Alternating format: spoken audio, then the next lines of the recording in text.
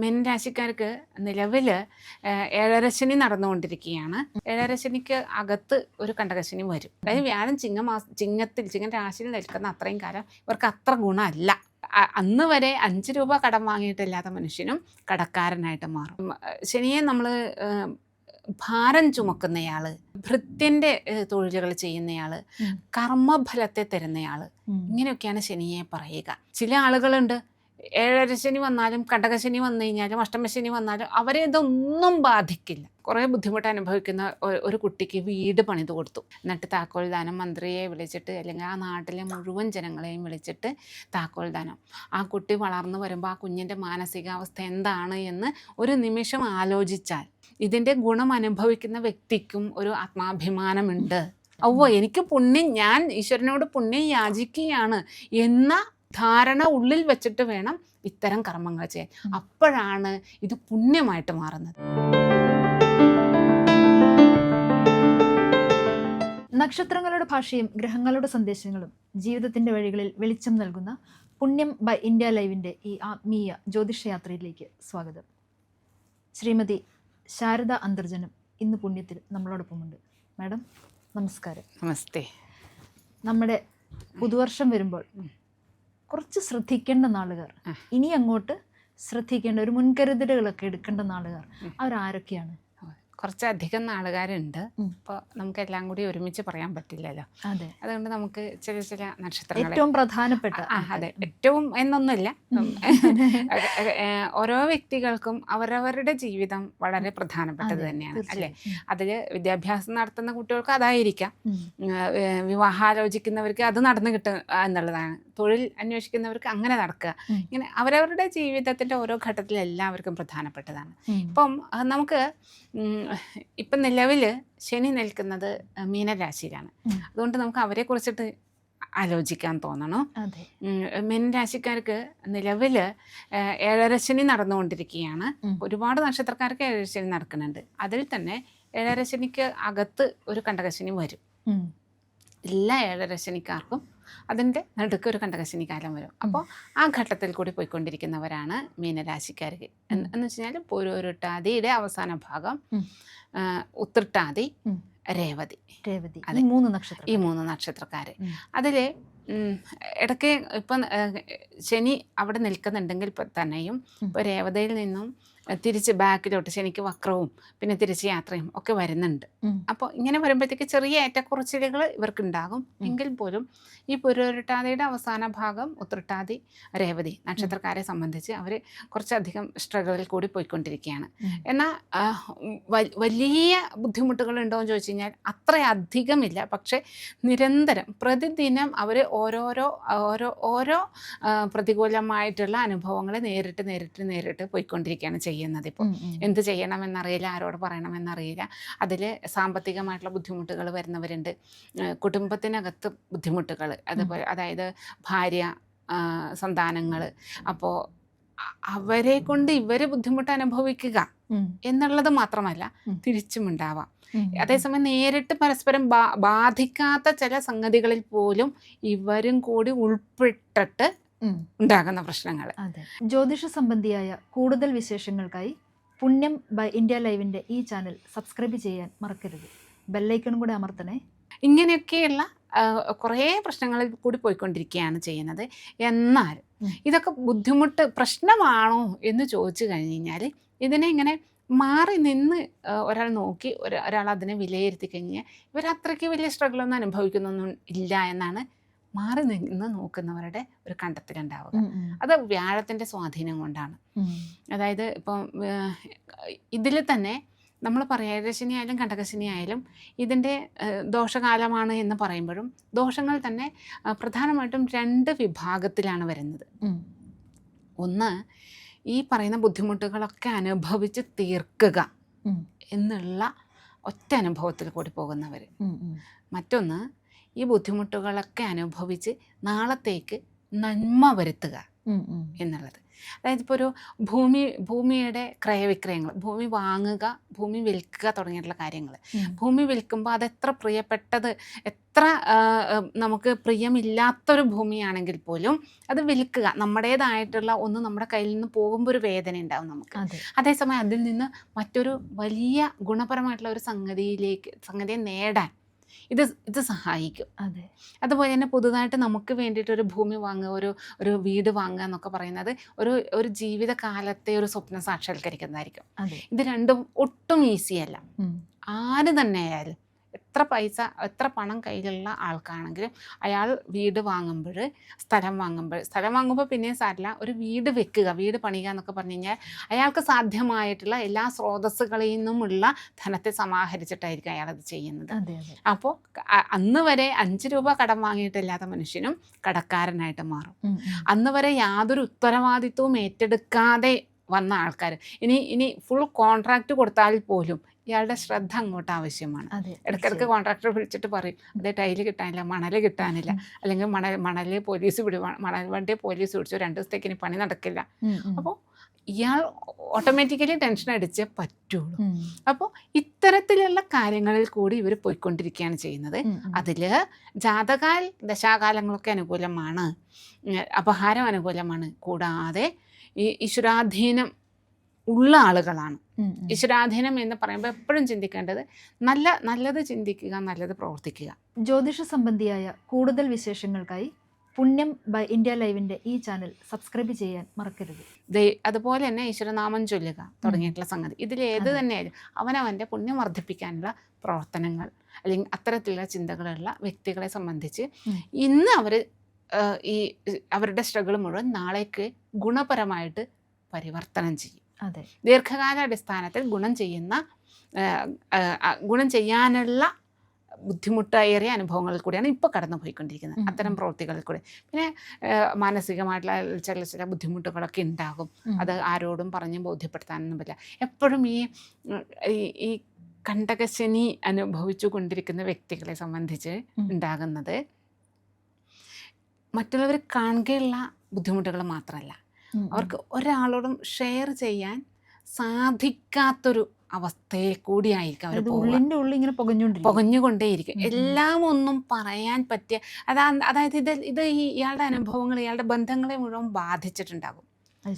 സുഹൃജനങ്ങളൊക്കെ അന്ന് വരെ സുഹൃത്തുക്കളായിട്ടുണ്ടായിരുന്നവരൊക്കെ പതുക്കെ പല കാരണങ്ങൾ പലതായിരിക്കാം. പക്ഷെ എല്ലാം ഒന്ന് ഷെയർ ചെയ്യാൻ പാകത്തിനുള്ള ഒരാൾ ആര് എന്ന് നോക്കിക്കഴിഞ്ഞ് കഴിഞ്ഞാൽ തൽക്കാലം ആരും ഉണ്ടാവില്ല. പലരും ഉണ്ടാകും, സുഹൃത്തുക്കളായിട്ടും ബന്ധുക്കളായിട്ടും എന്തിനും സൊല്യൂഷൻ തരാൻ പാകത്തിനുള്ള ആളായിട്ടും പലരും ഉണ്ടാവും.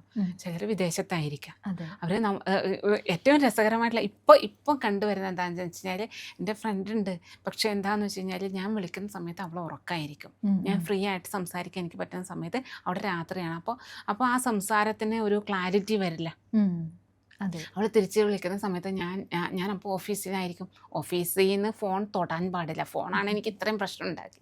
ഇങ്ങനെ പറഞ്ഞിട്ട് ഇവർക്ക് ഷെയർ ചെയ്യാൻ ആളുണ്ടെങ്കിൽ പോലും അതിന് പോലും സാധിക്കാതെ വന്നിട്ട് അങ്ങനെ പെട്ടുപോവുകയാണ്. ചിലരെ സംബന്ധിച്ച് അവരുടെ പ്രശ്നം പറഞ്ഞാൽ പോലും ഇതിനൊക്കെയാണ് ഇങ്ങനെ ടെൻഷൻ അടിക്കുന്നത്, മറ്റേയാൾക്ക് അത് മനസ്സിലാവണമെന്ന്, അതിനെ ഉൾക്കൊള്ളാൻ ഇത് ഇത്രയധികം അത് അത്ര വലിയ പ്രശ്നമായിട്ട് മറ്റേയാൾക്ക് തോന്നില്ല. ചിലപ്പോൾ അത് കുഞ്ഞു കാര്യം തന്നെയായിരിക്കും. ഈ സമയത്ത് ഇവരുടെ മെൻ്റൽ കണ്ടീഷൻ അത്രയ്ക്കൊന്നും പറ്റില്ല, താങ്ങാൻ പറ്റാത്ത ഒരു മാനസിക അവസ്ഥയായിരിക്കും ഇവരുടേത്.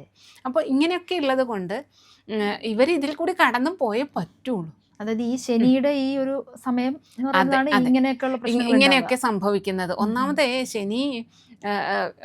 ശനിയെ നമ്മൾ ഭാരം ചുമക്കുന്നയാള്, അതുപോലെ തന്നെ ഭൃത്യൻ്റെ തൊഴിലുകൾ ചെയ്യുന്നയാൾ, കർമ്മഫലത്തെ തരുന്നയാൾ, ഇങ്ങനെയൊക്കെയാണ് ശനിയെ പറയുക. അപ്പോൾ നമ്മളെപ്പോഴും പറയും കണ്ടകശനി, വ്യാഴമ്പഴ, ഈ ശനിയുടെ ദോഷം കൊണ്ടാണ് ഞാനിത് അനുഭവിക്കുന്നതെന്നാണ് പറയാറ്. അങ്ങനെയല്ല, നമുക്ക് നമ്മുടെ പൂർവ്വജന്മ കർമ്മങ്ങളുടെ ഫലമായിട്ട് ചില കർമ്മഫലത്തെ അനുഭവിക്കേണ്ട കാലമാവുമ്പോഴാണ് നമുക്ക് ഏഴരശനി ആയാലും കണ്ടകശനി ആയാലും അഷ്ടമശനി ആയാലും ഒക്കെ വരുന്നത്. അതുകൊണ്ട് തന്നെ അതേപോലെ തന്നെ ഇപ്പോൾ നല്ല ദശകളുടെ ഇടയിലും ചിലപ്പോൾ ഈ പറഞ്ഞ ഏഴരശനിയോ കണ്ടകശനിയോ വന്നു കഴിഞ്ഞാൽ അതിൻ്റെ മുഴുവൻ ഗുണവും കിട്ടാതെ വരും. അതും ഇത് ഇപ്പോൾ ഈ ഇങ്ങനെയുള്ള ഒരു കാലത്തിൽ കൂടി നമ്മൾ കടന്നു പോകേണ്ടതുണ്ട്. അതിനെയാണ് നമ്മൾ തിരിച്ചാണ് പറയുന്നത്, കണ്ടകശനി കൊണ്ടാണ്, അല്ലാണ്ട് ശനി ഉപദ്രവിക്കുന്നതല്ല. നമുക്ക് നമ്മളുടെ കർമ്മഫലം തന്നെയാണ് നമ്മളെ കൺട്രോൾ ചെയ്യുന്നത്. അതെ. ജ്യോതിഷ സംബന്ധിയായ കൂടുതൽ വിശേഷങ്ങൾക്കായി പുണ്യം ബൈ ഇന്ത്യ ലൈവിൻ്റെ ഈ ചാനൽ സബ്സ്ക്രൈബ് ചെയ്യാൻ മറക്കരുത്. ചില ആളുകളുണ്ട്, ഏഴരശനി വന്നാലും കണ്ടകശനി വന്നു കഴിഞ്ഞാലും അഷ്ടമശനി വന്നാലും അവരെ ഇതൊന്നും ബാധിക്കില്ല. അതെ, അവരെ ഒരേ ഉയരത്തിൽ പറന്നുകൊണ്ടേയിരിക്കും. അത് അത്രയധികം പുണ്യം അവർ ചെയ്തിട്ടുണ്ട് ഈ ജന്മത്തിൽ അല്ലെങ്കിൽ കഴിഞ്ഞ ജന്മങ്ങളിൽ, അതുമല്ലെങ്കിൽ അവരുടെ പൂർവികർ അത് ചെയ്തിട്ടുണ്ട്. അതുകൊണ്ടാണ് അവർ ഇതിൽ നിന്നൊക്കെ അതീതരായിട്ട് വരുന്നത്. അതല്ലെങ്കിൽ ഇപ്പോൾ അവർ ഏറ്റവും പുണ്യം ചെയ്തുകൊണ്ടിരിക്കുകയാണ്. ഈ നമ്മൾ ആവർത്തിച്ച് പറയുന്നതാണ് പുണ്യം പുണ്യം എന്നുള്ളത്. അത് ഒരാൾക്ക് പലപ്പോഴും കണ്ടുവരുന്നതാണ്. ഇപ്പം കുറേ ബുദ്ധിമുട്ട് അനുഭവിക്കുന്ന ഒരു കുട്ടിക്ക് വീട് പണിത് കൊടുത്തു. ഞാൻ എന്നും വിചാരിക്കും, സ്കൂളിൽ നിന്നൊക്കെ ഇങ്ങനെ കുട്ടികൾക്ക് വീട് പണിത് കൊടുക്കില്ലേ, വീട് പണിത് എല്ലാവരോടും പിരിവിട്ട് വീട് പണിത് എന്നിട്ട് താക്കോൽ ദാനം മന്ത്രിയെ വിളിച്ചിട്ട് അല്ലെങ്കിൽ ആ നാട്ടിലെ മുഴുവൻ ജനങ്ങളെയും വിളിച്ചിട്ട് താക്കോൽ ദാനം. ആ കുട്ടി വളർന്നു വരുമ്പോൾ ആ കുഞ്ഞിൻ്റെ മാനസികാവസ്ഥ എന്താണ് എന്ന് ഒരു നിമിഷം ആലോചിച്ചാൽ ഇതൊക്കെ ഏറ്റവും സ്വകാര്യമായിട്ട് ചെയ്യേണ്ട സംഗതിയാണ് അല്ലേ. ഇതിൻ്റെ ഗുണം അനുഭവിക്കുന്ന വ്യക്തിക്കും ഒരു ആത്മാഭിമാനമുണ്ട്. അതെ, തീർച്ചയായും. ഇത്തരത്തിൽ കുറച്ചുകൂടി ആഴത്തിൽ ചിന്തിച്ചിട്ട് ചെയ്യേണ്ടതാണെന്നാണ് എൻ്റെ തോന്നൽ. അതുകൊണ്ട് തന്നെ നമ്മൾ 10 പേരെ കാണിച്ച് കൊടുക്കുന്ന സഹായത്തിന് അത് ഈ ഉദ്ദേശിക്കുന്ന പുണ്യം നമ്മളിലേക്ക് എത്തണമെന്നില്ല. അതായത് നമ്മൾ സ്വകാര്യത്തിൽ നമ്മൾ പണ്ട് പറയില്ലേ, ഒരു കൈ ഒരു കൈ കൊണ്ട് കൊടുക്കുന്നത് മറ്റേ കൈ അറിയരുതെന്ന് പറയും. നമ്മളുടെ തന്നെയാണ് 2 കൈ. അതായത് അത്രയും ഒരാൾക്കൊരു സഹായം ചെയ്യുന്നു അല്ലെങ്കിൽ ഒരാളൊരു ത്യാഗം ചെയ്യുന്നു എന്നുള്ളത് ഒരു 100 പേരെ കാണിച്ച് ബോധ്യപ്പെടുത്തി ചെയ്യേണ്ട സംഗതിയല്ല. അപ്പോൾ പലരും പറയും, ഞാൻ അങ്ങനെ ചെയ്യാറുണ്ട്, ഞാൻ അവിടെ പോയിട്ട് അന്നദാനം നടത്താറുണ്ട്, ഞാൻ ഈ അനാഥാലയത്തിൽ പോയിട്ട് ഞാൻ അവർക്ക് വിളമ്പിക്കൊടുത്ത് ചെയ്യാറുണ്ട് എന്നൊക്കെ പറയും. ഇവരുടെ മനസ്സിനകത്ത് ആരെന്നെ ആയാലും മനസ്സിനകത്ത് അയ്യോ അവിടെ കുറേ അനാഥ കുട്ടികളുണ്ട്, എന്നാൽ പിന്നെ അവർക്ക് കൊടുക്കുക. അല്ല, അവര് വളരെ സേഫായിട്ട് വളരുന്നവർ, അവരെ സനാഥരാണ്. നിങ്ങളുടെ കണ്ണിലാണ് അവര് അച്ഛനും അമ്മ നോക്കുന്ന കുട്ടികൾ മാത്രം സനാഥര് എന്നില്ല. അതിൻ്റെ ഒരു ഭാഗ്യം, അതൊരു ദൈവാധീനമാണ്, അല്ലാന്നല്ല ഞാൻ പറയുന്നത്. മറ്റവരും സനാഥര് തന്നെയാണ്. അവരാരോടും വന്നിട്ട് നമ്മളോട് വന്ന് ചെയ്യാനൊന്നും പറയുന്നില്ല, ഒന്നും നമ്മുടെ മുന്നിൽ വന്ന് കൈ നീട്ടുന്നില്ല. നിങ്ങൾക്ക് പുണ്യം നേടണമോ? ആ പുണ്യം, എനിക്ക് പുണ്യം വേണം എന്നുള്ള സ്വാർത്ഥമായിട്ടുള്ള ആഗ്രഹത്തിന്റെ പുറത്ത് നിങ്ങൾ പോയിട്ട് ചെയ്യുന്നതാണ്. അല്ലേ? അപ്പോ എനിക്ക് വേണ്ടിയിട്ട് ഞാൻ അവരോട് യാചിക്കുകയാണ് എന്നുള്ള മനോഭാവത്തിൽ വേണം ഇത്തരത്തിലുള്ള കർമ്മങ്ങൾ ചെയ്യാൻ. എനിക്ക് പുണ്യം, ഞാൻ ഈശ്വരനോട് പുണ്യം യാചിക്കുകയാണ് എന്ന ധാരണ ഉള്ളിൽ വെച്ചിട്ട് വേണം ഇത്തരം കർമ്മങ്ങൾ ചെയ്യാൻ. അപ്പോഴാണ് ഇത് പുണ്യമായിട്ട് മാറുന്നത്. മറ്റേത് പുണ്യമാവുമോ മറ്റെന്തെങ്കിലും ആകുമോ എന്ന് ആലോചിച്ച് ചെയ്യേണ്ടതാണ്. അപ്പൊ ഈ പറയുന്ന 3 നാളുകാര്, അപ്പം ഇവർക്ക് ഇപ്പോഴുള്ള അല്ലെങ്കിൽ ഇനി വരാനുള്ള ആ ഒരു ബുദ്ധിമുട്ടുള്ള കാലഘട്ടത്തിൽ ഇപ്പൊ ഇങ്ങനെയൊക്കെ ആണെങ്കിൽ പോലും അവർക്ക് ചില നന്മകളൊക്കെ അവരിലേക്ക് വരുന്നുണ്ട്. ഇപ്പം ഞാൻ പറഞ്ഞു കുറേ സ്ട്രഗിളിൽ കൂടി പോകുന്നുണ്ട് എന്ന് പറയുമ്പോഴും നിലവിൽ അവർക്ക് ഇതെല്ലാം പോയി എത്തി നിൽക്കുന്നത് ഗുണപരമായിട്ടുള്ള ഒരു സംഗതിയിലേക്കായിരിക്കും എത്തി നിൽക്കുക. നിലവിൽ ഇപ്പോൾ പോയിക്കൊണ്ടിരിക്കുന്നത് അങ്ങനെയാണ്. അതേ സമയത്ത് ഈ അടുത്ത ഒരു വ്യാഴം മാറ്റം വരുമ്പോൾ, വ്യാഴം ഈ അടുത്തൊരു കാലത്ത് ചിങ്ങത്തിലേക്ക് വരുന്നുണ്ട്, ഒരു ഒക്ടോബറോട് കൂടിയിട്ടൊക്കെ ചിങ്ങത്തിലേക്ക് വരുന്നുണ്ട്. ആ മാറ്റം കുറച്ചും കൂടി ഇവർ ശ്രദ്ധിക്കേണ്ട കാലമാണെന്നാണ്. ഇപ്പം എന്തൊക്കെ ബുദ്ധിമുട്ടിൽ കൂടി അല്ലെങ്കിൽ എന്തൊക്കെ തടസ്സങ്ങളിൽ കൂടി പോയിക്കൊണ്ടിരുന്നാലും, എത്ര മാനസിക വ്യഥയോടുകൂടി പോയിക്കൊണ്ടിരിക്കുന്നാലും അതെല്ലാം പോയി ചെന്ന് വലിയ തട്ടുകേടില്ലാതെ പോയി നിൽക്കുന്നുണ്ട്. ആ സ്റ്റാൻഡിങ് പൊസിഷൻ ഇനിയൊരു മാറ്റം വരും. ഒരു 2-3 ഒരു 1.5 മാസത്തേക്ക്. അതായത് വ്യാഴം ചിങ്ങ രാശിയിൽ നിൽക്കുന്ന അത്രയും കാലം ഇവർക്ക് അത്ര ഗുണമല്ല വരുന്നത്.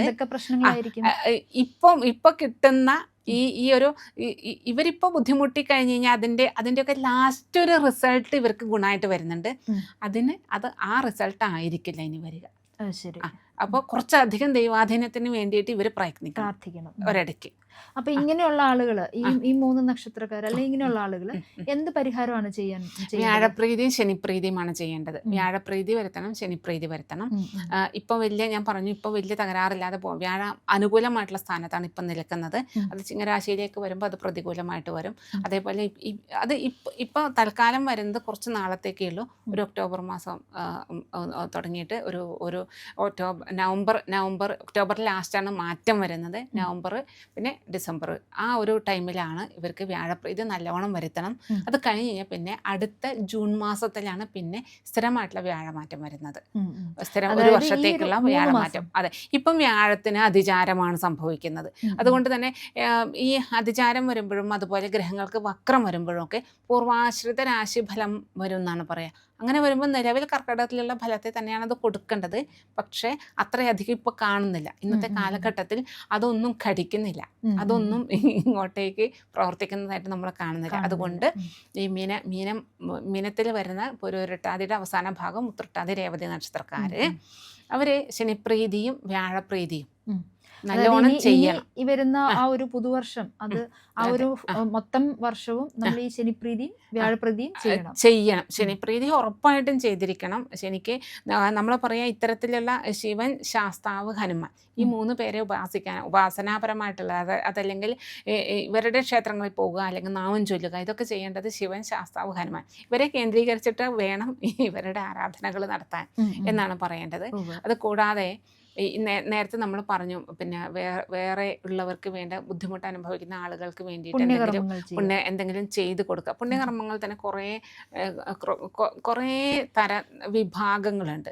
അതിൽ മറ്റൊരാൾക്ക് വേണ്ടി ചെയ്തു കൊടുക്കാൻ പറ്റുന്ന സഹായങ്ങൾ ചെയ്യുക എന്നുള്ളതിൽ കുറച്ചും കൂടി ശ്രദ്ധ കേന്ദ്രീകരിക്കുന്നത് നല്ലതായിരിക്കും. കാരണം ശനി ഒരു ഭൃത്യകാരകനാണ് ശനി. അപ്പോൾ മറ്റൊരാൾക്ക് ഭൃത്യവേല ചെയ്യണം എന്ന് പറഞ്ഞു കഴിഞ്ഞാൽ ഇന്നാർക്കും ദഹിക്കില്ല. എങ്കിൽ പോലും മറ്റൊരാൾക്ക് വേണ്ടിയിട്ട് നമ്മുടെ സഹായം ആവശ്യമുള്ള ഒരാൾക്ക് വേണ്ടി നമ്മൾ പ്രവർത്തിക്കാൻ തയ്യാറാകുക. അത് ഇവർക്ക് വലിയ പുണ്യം ഉണ്ടാക്കും. അത് അയാൾക്ക് വേണ്ടിയല്ല, ഇതെനിക്ക് വേണ്ടിയാണെന്നുള്ള ബോധ്യത്തോടു കൂടി വേണം ചെയ്യാനായിട്ട്. എൻ്റെ ദോഷം തീരാൻ ഞാൻ പ്രവർത്തിക്കുകയാണ് എന്ന് മനസ്സിൽ വെച്ച് ചെയ്താൽ മാത്രമേ ഇതിൻ്റെ ഫലം പോസിറ്റീവായിട്ട് വരികയുള്ളൂ. അപ്പോൾ വ്യാഴപ്രീതിയെ പറ്റി പറഞ്ഞപ്പോൾ നമുക്ക് വിഷ്ണു ക്ഷേത്രങ്ങളിൽ പോയി പ്രാർത്ഥിച്ചു കഴിഞ്ഞാൽ വിഷ്ണു ക്ഷേത്രത്തിലാണ് പോവേണ്ടത്. പിന്നെ സിംഹരാശിയിലേക്കാണ് വ്യാഴം മാറുന്നത് എന്നുള്ളത് കൊണ്ട് തന്നെ വൈഷ്ണവ ക്ഷേത്രങ്ങളിൽ നരസിംഹമൂർത്തിയെ പ്രത്യേകം, വിഷ്ണു ക്ഷേത്രങ്ങളായാലും കൃഷ്ണനായാലും ഒക്കെ മതി, എങ്കിലും കുറച്ചും കൂടി സ്ട്രോങ് ആയിട്ട് കിട്ടുക നരസിംഹമൂർത്തിയുടെ ക്ഷേത്രങ്ങളിൽ പോയിട്ട് നമ്മുടെ പേരിൽ എന്തെങ്കിലും പുഷ്പാഞ്ജലി കഴിക്കുകയോ അല്ലെങ്കിൽ എന്തായാലും അവിടെ പല നരസിംഹസ്വാമി ക്ഷേത്രങ്ങളിലും ധാരാഭിഷേകം, അതിൽ തന്നെ പിന്നെ 101 കുടം ധാര, 1001 കുടം ധാര, അങ്ങനെയൊക്കെ ഉണ്ട്. അപ്പോൾ അത്തരത്തിലുള്ള സംഗതികളൊക്കെ ചെയ്ത് കഴിഞ്ഞ് കഴിഞ്ഞാൽ, അതുപോലെ വിളക്ക്, ചിങ്ങരാശിയിൽ നിൽക്കുന്ന ഗ്രഹത്തിന് എപ്പോഴും വെളിച്ചം വളരെ പ്രധാനമാണ്. സൂര്യനാണ് ചിങ്ങരാശിയുടെ അധിപൻ, സൂര്യനാണ്. അപ്പോൾ വിളക്കിന് നെയ്യ്, നല്ല നെയ്യ്, നല്ല പശുവിൻ നെയ്യ്, അതല്ലെങ്കിൽ എള്ളെണ്ണ, അതും അല്ലെങ്കിൽ വെളിച്ചെണ്ണ, നല്ല വെളിച്ചെണ്ണ. അപ്പോൾ ഇതൊക്കെ വാങ്ങിക്കൊടുത്ത് അവിടെ ക്ഷേത്രങ്ങളിൽ വിളക്ക് വെക്കുക. നമ്മുടെ വീട്ടിൽ തന്നെ നരസിംഹസ്വാമിയെ ധ്യാനിച്ചുകൊണ്ട് വിളക്ക് എത്തിക്കുക. ഇതൊക്കെ, അല്ലെങ്കിൽ നരസിംഹസ്വാമിയുടെ ധാരാളം മന്ത്രങ്ങളൊക്കെ കിട്ടുന്നുണ്ട് ഇപ്പം, അല്ലെങ്കിൽ നാമങ്ങൾ ചൊല്ലുക, തെറ്റാതെ ചൊല്ലണം എന്ന് മാത്രമേ ഉള്ളൂ. അതൊക്കെ ചെയ്യുന്നത് വലിയ ഗുണം ചെയ്യും.